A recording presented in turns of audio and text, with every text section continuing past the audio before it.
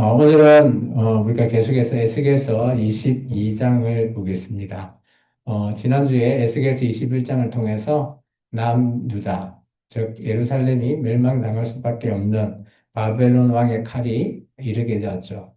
근데 하나님께서 그런 남유다를 통해서 오늘 그래도 그곳에서 하나님이 찾는 한 사람, 하나님께서 하나님 뜻을 전하는 그 한 사람을 찾고 계신다라는 겁니다.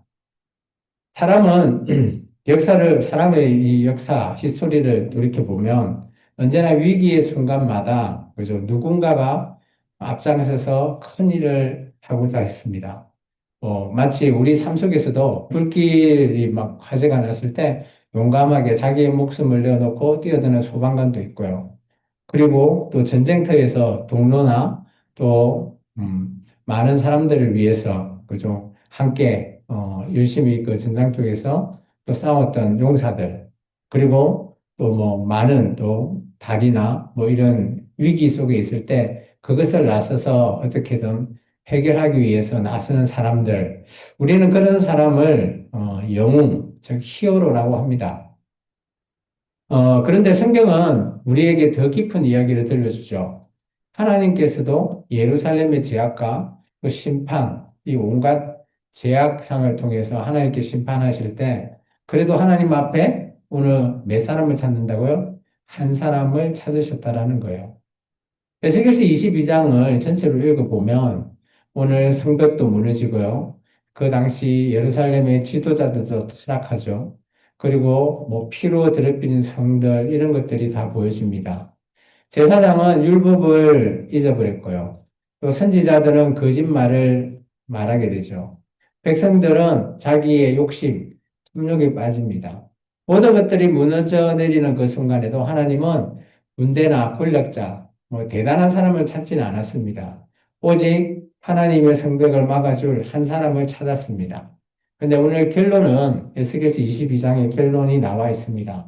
안타깝게도 그 시대는 한 사람도 없었다라는 겁니다.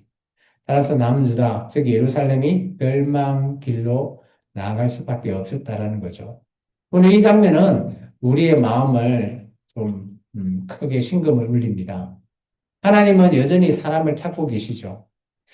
우리, 우리의 삶 속에서 한번 돌이켜보면, 그죠?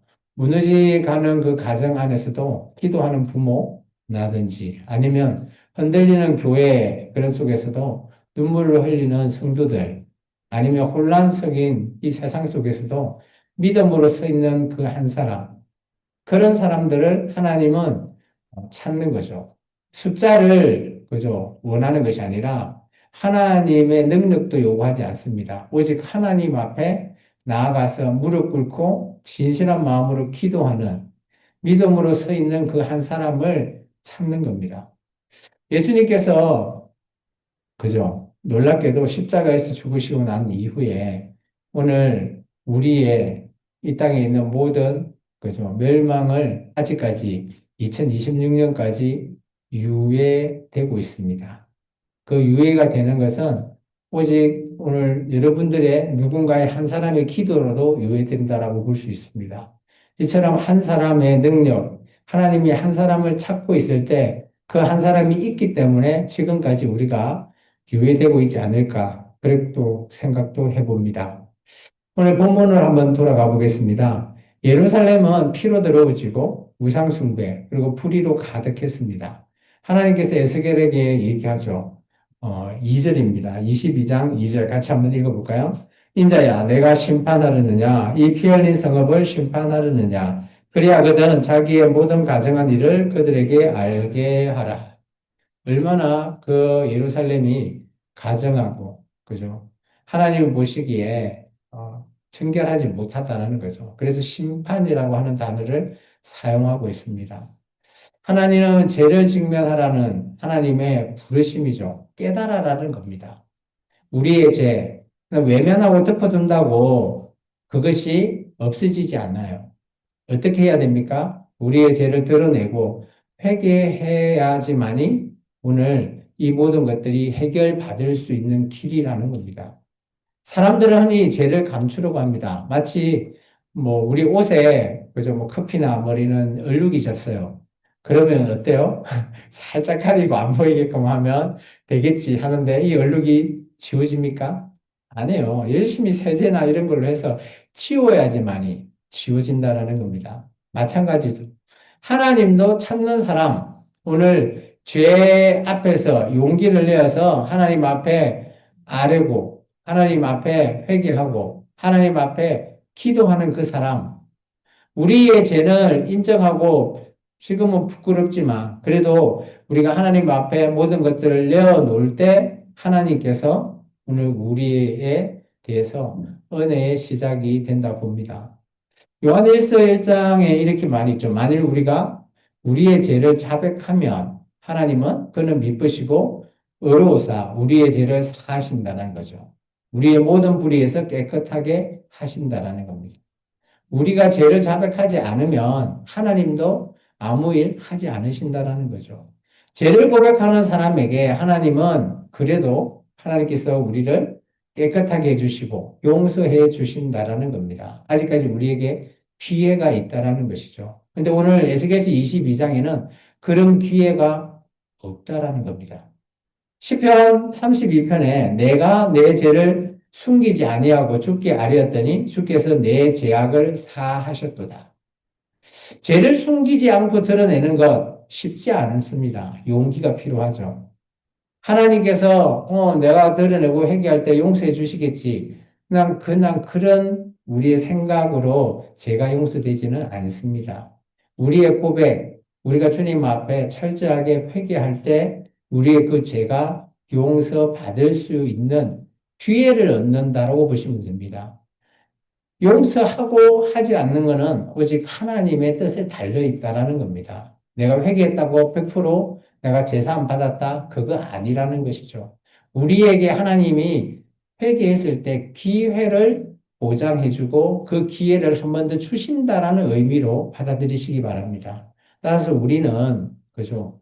언제나 죄 앞에서 무능할 수밖에 없어요. 죄 앞에서 무너질 수밖에 없어요. 그러다 보니까 우리가 이길 수 있는 길은 오직 예수님 앞에 그 죄를 자백하는 길 외에는 없다라는 겁니다. 그런데 에스겔서 22장에 예루살렘은 어떻습니까? 죄를 그냥 덮어버리고요. 외면하고 있습니다. 마치 오늘날, 그죠? 하나님 앞에, 그죠? 우리가 회개해야 되는데, 그냥 하나님 앞에 나오기만 하면 되겠지. 그러면서 외면해버리거나 아니면 피하려고 하는 그런 교인들도 있습니다. 그렇게 해가지고는 절대 우리의 죄가 없어지지 않는다라는 사실입니다. 우리의 삶에도 무너진 성벽이 있지 않습니까? 우리의 욕심이라든지, 우리의 거짓말, 아니면 우리가 했던 그런 무관심, 이런 것들이 하나님 보시기에는 우리의 성벽이라는 겁니다. 왜 하나님께서 누가 나를 위해 그 성벽 앞에 서겠냐? 이 선다라는 의미가 하나님 앞에 나아가서 무릎 꿇고 자기의 죄를 고하겠냐라는 것이죠. 죄를 직면하고 회개하는 사람, 그런 사람은, 그죠? 잠시 잠깐 부끄럽고 나의 모든 것들을 다 내려놓기 때문에 하기 싫은 일이죠. 그렇지만 그것을 할 때 하나님께서 그 모든 것들을 다시 시작할 수 있다라는 것을 말하고 있습니다. 그런데 오늘 에스겔서 22장에 나오는 이 예루살렘에 하나님 앞에 나아가서 서는 자가 한 사람도 없다라는 겁니다. 너무 안타깝죠. 하나님께서는 예루살렘을 그래서 어떻게 하시겠다? 풀무 아시죠? 풀무. 요즘 같으면 이제 제철소인데 옛날에는 막 금을 만들기 위해서 붉은 온도를 이렇게 올려서 뭐 칼을 쇠를 넣어서 막 단단하게 두드려서 만들죠. 그걸 풀무라고 합니다. 예루살렘을 마치 풀무불에 그냥 집어 던져가지고 그것을 그냥 깨끗이 하겠다라는 거예요. 녹여버리겠다라는 겁니다. 더러운 것들은 다 타버리고 녹여버리고 정말 그 안에 정결하고 깨끗한 것만 하나님께서 함께 하겠다라고 말하고 있죠. 우리 한 말씀 볼까요? 22장 18절부터 읽어보도록 하겠습니다. 18절부터 20절까지 읽겠습니다. 인자야 이스라엘 족속이 내게 찌꺼기가 되었나니 또 풀무불 가운데 있는 못이나 주석이나 새나 나비며 은혜의 찌꺼기로다. 그러므로 주 여호와께서 이와 같이 말씀하셨느니라. 너희가 다 찌꺼기가 되었은즉 내가 너희를 예루살렘 가운데 모으고 사람이 은이나 노시나 쇠나 나비나 주석이나 모아서 풀무불 속에 넣고 불을 불어 녹이는 것을 같이 내가 노여움과 분으로 너희를 모아 거기에 두고 녹이겠다는 거예요. 뭘로? 하나님께서 말하는 찌꺼기. 우리도 마찬가지입니다. 우리가 정결한가요? 우리 안에도 많은 찌꺼기들이 있겠죠. 하나님께서 그것을 오늘 녹이시겠다라고 하십니다. 그렇다면 우리의 어떤 것을 하나님께서 받으시겠다고요? 깨끗함을 받으시겠다는 거죠. 구약으로 따지면 정결이죠, 정결. 우리의 삶에도 불순물이 많이 있다고 제가 얘기했습니다. 하나님께서는 그런 모든 불순물을 오늘 하나님께서 녹여주시겠다는 겁니다. 지금 교회는 성령님으로 하여금 그 모든 것들을 정결케 할 수 있다라고 말하고 있습니다. 이사야서 48장 10절에 보라 내가 너를 연단하였으나 은처럼 하지 아니하고 너의 고난의 풀무에 택하였노라. 하나님은 고난의 풀무를 통해서 우리를 선택하시죠. 그리고 불순물을 제거하십니다. 이것은 그냥 파괴시키는 게 아니라 우리를 보다 더 하나님 보시기에 깨끗한 자, 이것을 우리가 한 단어로 하면 뭐죠? 의인입니다. 우리가 의인 되어 가는 과정이라고 말하고 있습니다. 베드로 사도는 이렇게 말하고 있습니다. 베드로전서 1절에 보면요. 너희 믿음의 시련이 불로 연단하여도 없어질 금보다 더 귀하다는 겁니다. 그래서 예수 그리스도께서 나타나실 때 우리에게 칭찬, 영광, 존귀를 얻게 하시겠다라는 거죠. 그러면 지금 우리의 지금 시련, 고난, 이게 그죠 뭘까요? 불순물을 제거하고 있는 과정이다라고 말하고 있습니다. 그래서 이것이 제거될 때 하나님 앞에 영광, 존귀, 이런 칭찬을 받을 수 있다라고 말하고 있습니다. 예루살렘은 지금 불순물로 가득하기 때문에 하나님의 풀무불이 피할 수가 없습니다. 오늘 우리에게 주시는 교훈도 분명한 것 같아요. 교회도 마찬가지 아닌가요? 오늘 우리의 생각, 우리의 욕심으로 교회에 나온다면 그 모든 것들을 다 제거되어야지만이 우리가 진짜 하나님 앞에 정결하게 만날 수 있다라는 거예요. 우리 안에 죄와 연약함, 이런 것들을 우리가 인정하고 하나님 앞에 무릎을 꿇고 나아가라는 것을 말하고 있습니다. 교회는 그렇게 되어야지만이 하나님께서, 그죠? 지금 다시 기회를 주신 하나님께서 교회를 통해서 일하고 계신다라고 저는 보고 있습니다. 우리의 삶이 불순물로 얼룩져 있더라도 하나님은 여전히 우리를 정결하기를 원하시죠. 이 정결함은 우리가 교회에 와서 회개할 수 있는 그것밖에 방법은 없죠. 그리고 정결함을 받기 위해서는 오직 예수 그리스도를 통해서 우리가 정결함을 받을 수 있다라는 겁니다. 마지막으로 하나님께서는 이런 성벽을 막아서 설 줄 한 사람을 찾죠. 우리 에스겔서 22장 30절입니다. 우리가 좀 전에 읽었었는데 한번 더 읽어볼게요. 이 땅을 위하여 성을 쌓으며 성 무너진 데를 막아서서 나를 위하여 멸하지 못하게 할 사람을 내가 그 가운데 찾다가 찾지 못하였다. 이 말은 하나님이 한 사람을 계속 찾고 있다라는 것이죠. 이거저는 하나님이 어떻게 보면 나는 예루살렘 성을 멸하고 싶지 않은데 하나님이 원하는 그 한 사람을 지금 간절하게 지금 찾고 있는 중이라는 거예요. 근데 아무리 찾았는데 찾아지지가 않는 거죠. 참 이런 거 보면 우리가 그 아브라함이 떠오르지 않습니까? 그 롯이 있었던 저 소돔 고모라에 하나님께서 이렇게 가실 때 아브라함이 의인 그죠? 나중에 막 5명이라도 있으면 멸하지 않겠다. 뭐 이렇게 그것도 보면 그죠? 의인이라고 하는 것은 오늘 한 명이라도 오늘 하나님의 이런 간절한 마음은 예루살렘에 한 명이라도 있으면 내가 멸하지 않겠다라는 겁니다. 그런데 그 한 명이 없어서 오늘 예루살렘이 멸망할 수밖에 없는 너무 안타까운 일이죠. 오늘 교회도 저는 마찬가지로 봅니다. 이 교회에 하나님이 정말 원하시는 합당한 그 한 사람의 예배자가 없으면 하나님은 교회를 떠나시지 않을까요? 오늘 우리가 예배를 드리는 것이 습관과 우리의 생각과 우리의 욕심이라면 하나님은 이곳에 있지 않을 거라고 저는 생각합니다. 그 한 사람, 이 하나님과 연결해주는 마치 과거에 그죠 모세가 떠오르죠. 모세가 이스라엘 민족을 출애굽할 때 하나님 앞에서 그 중보해 줬던 그 한 사람. 오늘 또 그리고 나서 신학에 보면 예수님이 그러잖아요. 예수님을 통해서 우리가 하나님 앞에 나아갈 수 있게끔 중보해 준 그 한 사람. 이 한 사람이 그토록 필요하고 중요하다라는 겁니다. 오늘 우리 생명나무 교회에서도 이 한 사람, 하나님 앞에 무릎 꿇고 하나님 앞에 진정으로 기도하는 사람 한 명을 하나님이 지금 찾고 있다라고 생각합니다.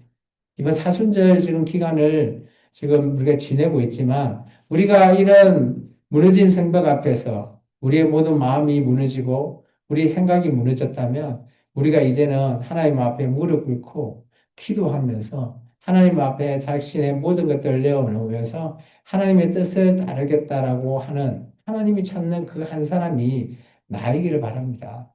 그렇게 해야지 하나님께서 오늘 우리와 함께 하신다라는 그 말씀이 저는 좀 생각납니다. 역대하서에는 이렇게 얘기하고 있습니다. 내 이름을 일컫는 내 백성이 그들의 악한 길에서 떠나 스스로 낮추고 기도하고 내 얼굴을 찾으면 그죠? 내가 하늘에서 듣고 그 죄를 사해주고 땅을 고치겠다라는 겁니다.